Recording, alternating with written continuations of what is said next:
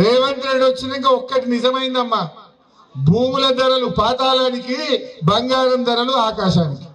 నిజమా కాదా? కేసీఆర్ ఉన్నప్పుడు భూముల ధరలు రోజంత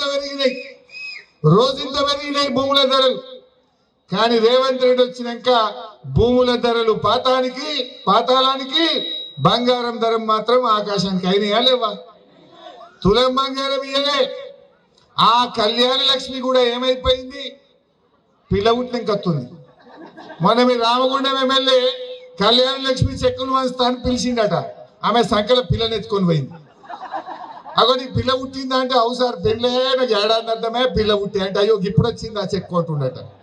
అది రేవంత్ రెడ్డి పాలన గట్లున్నది. బాగా ఆలోచించండి.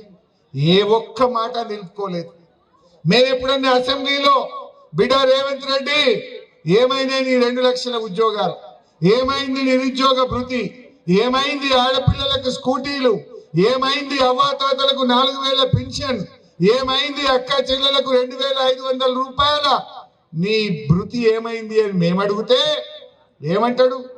హరీష్ రావు నువ్వు బాగా మాట్లాడుతున్నావు, నీ లాగులో తొండ జొరగొడతా. ఏమైనా నువ్వు బాగా మాట్లాడుతున్నావు, కేటీఆర్ నీ పేగులుడ నీకు మెడలేసుకొని తిరుగుతా.